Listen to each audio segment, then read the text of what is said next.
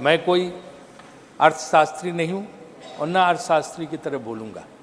मैं एक सामान्य व्यक्ति के जो समझ में आता है उसी आधार पर अपनी बात रखूँगा। मेरा अपना मानना है कि विदेश नीति और आर्थिक नीति, इन दोनों पर कोई भी सरकार आए, किसी भी पार्टी को समानता रहती है और रहनी चाहिए। यही अभी तक की परंपरा रही है।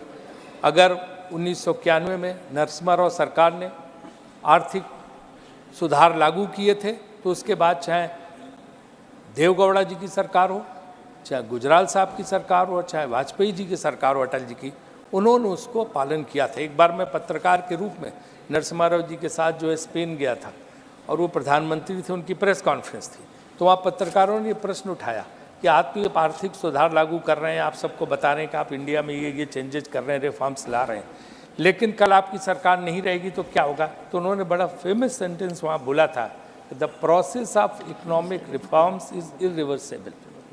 कोई भी सरकार आए इसको बदल सकती नहीं है। तो ये चीज़ जो है लगातार चलती रहनी चाहिए, ये नीतियाँ लगातार चलती रहनी चाहिए। मैं किसी की आलोचना या किसी की प्रशंसा की बात नहीं कर रहा हूँ। और लेकिन कुछ प्रयोग पिछले 10 साल से हो रहे हैं जिसमें पिछली सरकारों की चीज़ों को अंडू करने की कोशिश हो रही है, उनको बदलने की कोशिश हो रही है। हमारे मित्र सुशील मोदी जी सम्मानित अभी बात कर रहे थे कि चुनाव के नतीजों से, जो चिदम्बरम साहब की बात का जवाब दे रहे थे कि उन्होंने कहा था कि ग्राउंड पे नहीं दिख रहा, तो उन्होंने चुनाव के नतीजों का हवाला दिया। सुशील जी, चुनाव के नतीजे 5 साल पहले क्या थे? तीनों राज्य हम जीते थे, राजस्थान, मध्य प्रदेश, छत्तीसगढ़, उसके बाद लोकसभा हार गए थे 5 महीने बाद। तो अगर उस दृष्टि से देखा जाए तो आपका ये तर्क कहीं बैठता नहीं है। इसलिए मुझे लगता है कि इस जो बहस को हम उसी गंभीरता से रखें जिस मुद्दे पर आर्थिक स्थिति की वो है, और उसकी हम शुरुआत इस चीज़ से करते हैं। और अगर इसके आंकड़ों का, इलेक्शन कमीशन का आंकड़े है, पूरे उसमें 4,81,00,000 वोट जो है भाजपा को मिला है और 4,91,00,000 कांग्रेस को मिला है, 10 लाख ज़्यादा।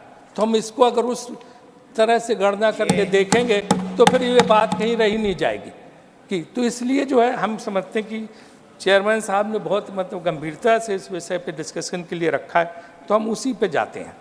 सबसे पहले पुराना गाना है कि जो वादा किया वो निभाना पड़ेगा, तो वादों पे जाते हैं। तो वादा नंबर 1 क्या था कि हम काला धन वापस लाएंगे।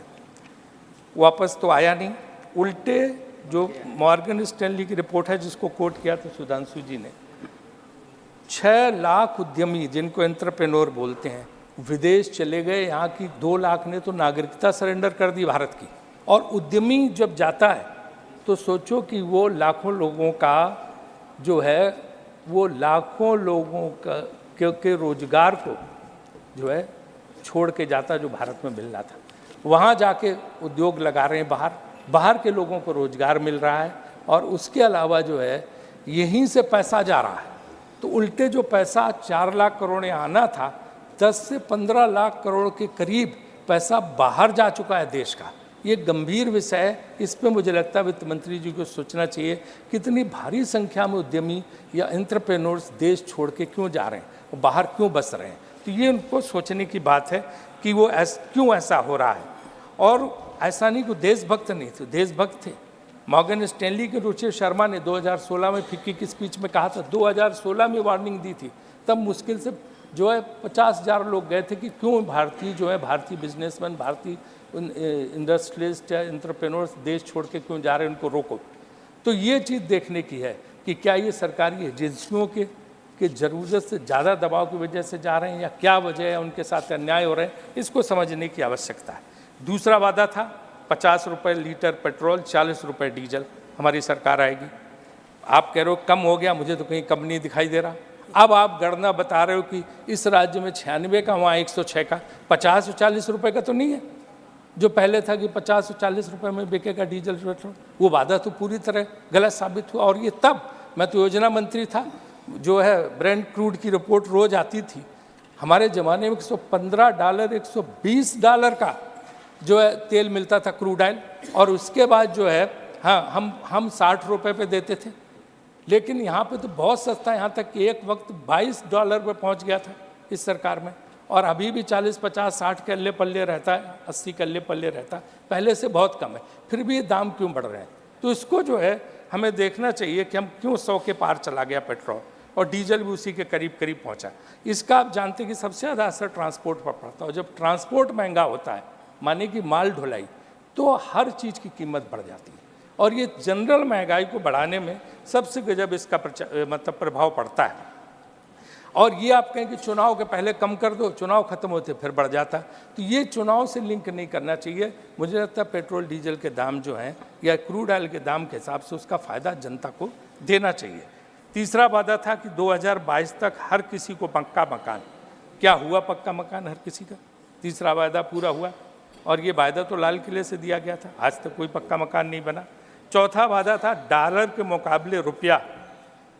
जब 50 हो गया था मनमोहन सिंह की सरकार में, तो इतना हंगामा हुआ था कि ये देश की इज्जत गिर गई, देश का अपमान हुआ है, रुपया कमज़ोर हो गया, मतलब देश, भारत देश का विश्व में अपमान हो गया। इतना हंगामा, वीडियो आप निकाल के देख लीजिए, क्या क्या नहीं कहा गया था। आज 80 से लेके 85 के बीच में डॉलर है, लेकिन कोई शब्द नहीं बोला जाता, कहीं किसी किस्म का देश का अपमान नहीं हो रहा। तो ये पांचवा वादा भी उसी तरह से, चौथा वादा भी उसी तरह से विफल हुआ। और पांचवा वादा 2 करोड़ रोजगार, जिसको अन्य लोगों ने भी बोला है, तो अब तक जो है मेरे हिसाब से 20 करोड़ नौकरी मिल जानी चाहिए थी। लेकिन अगर आप देखें जो आंकड़े हमारे पास हैं, बेरोजगारी की दर जो 5% होती थी 2014 से पहले, वो 10.09, 10 मतलब 11% के करीब हो गई। ब्लूमबर्ग ने central for monetary Indian economy के हिसाब से 40 करोड़ लोग घरों में बैठे हैं, बिना नौकरी के 40 करोड़ लोग घरों में बैठे हैं जिनके पास नौकरियां नहीं, और क्वालिटी ऑफ जॉब तो बहुत ही कम है इसके हिसाब से। पिछले साल 1,70,00,000 लोगों ने सेंट्रल गवर्नमेंट की नौकरी के लिए अप्लाई किया था, जिनमें से 38,850 को सिर्फ नौकरी मिली। इंजीनियर, जो पढ़ाई लिखाई में जो इंजीनियर हैं बड़े बड़े उसमें किए हैं, वो सब जो है अप्लाई कर रहे हैं चपरासी की नौकरी, सफाई कर्मचारी की नौकरी। वही अगर अच्छी अर्थव्यवस्था होती तो पढ़े लिखे लोग ऑफिस में, फैक्ट्री में काम कर रहे होते और उनको ज़रूरत नहीं पड़ती कि इस तरह की कोई चीज़ करते। आप देखो ना, 80 करोड़ लोगों को आप मुफ्त अनाज देना पड़ रहा, अच्छी बात है, हम इसका समर्थन करते हैं। लेकिन ये योजना, खाद्य सुरक्षा बिल, जयराम जी यहाँ बैठे हैं, मनमोहन सिंह सरकार लाए थे और उस समय ये लागू हुआ, तो उसी प्रावधान की अच्छी बात है, हम इसमें कोई नहीं, नई सरकारें आती हैं देती, लेकिन जो है इसको चालू रखना चाहिए, देना चाहिए, गरीब को भोजन मिलना चाहिए। लेकिन ये नौबत क्यों आई, ये कभी सोचा? आज हालत ये है कि अगर वो बेचारा परेशान है, वो नौकरी करना चाहता है लेकिन नौकरी नहीं है, वो नहीं मुफ्त अनाज लेना चाहता,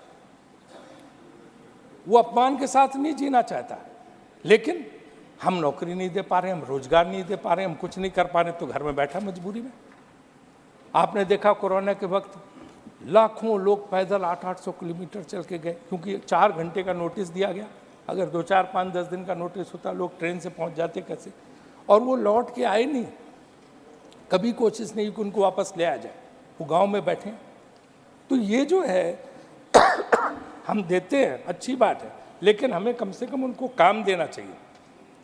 अगर 10,000 सरकारी नौकरी का अगर वो निकलता है वैकेंसी, तो 4-4 लाख लोग हो जाते हैं, लाठी चार्ज करनी पड़ती है।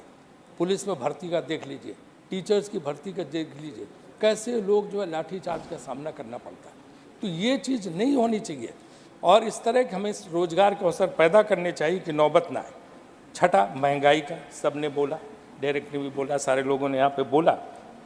कौन चीज़ सस्ती है बता दीजिए? न गेहूँ सस्ता, न चावल सस्ता, न तेल सस्ता, न नमक सस्ता, न चीनी सब्जी, न सब्जी दाल सस्ती, न सीमेंट सरिया, ईंट मकान, दही जलेबी तक सस्ती नहीं।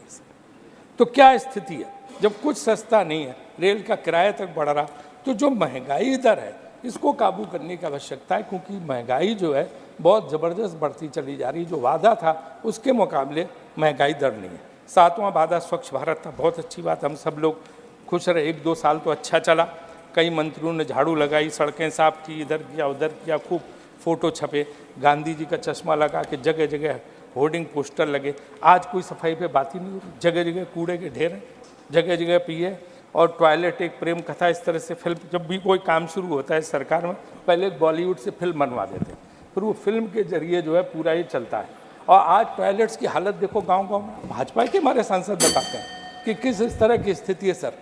टॉयलेट्स की स्थिति जो है वो स्टोर बन गए हैं, गोदाम से बन गए, लोग उनमें कपड़ा सामान दूसरी चीज़ें रख रहे हैं, क्योंकि उनमें पानी का समुचित इंतजाम नहीं, उनको सफाई का इंतजाम नहीं, तो वो टॉयलेट सब बने बनाए पैसा बर्बाद, उनका कुछ हुआ नहीं। तो मेरा अनुरोध है सरकार से कि टॉयलेट्स की जो बुरी हाल है उसको भी देख के काम करें, है ना। 8वां सर, थोड़ा सा टाइम दे दीजिए 5 मिनट। 8वां अभी तो ये तो सर सिर्फ ये, अब तो मैं सुझाव दूंगा, अब कुछ सुझाव भी है ना सरकार में, तो पॉजिटिव डिस्कशन पे हूँ। 8वां वादा सबका साथ सबका विकास सर, सबका साथ सबका विकास 8वां वादा सर 10 वादे पर उसके बाद सुझाव 10 बहुत जल्दी खत्म हो जाएगा। तो 8वां वादा सबका साथ सबका विकास।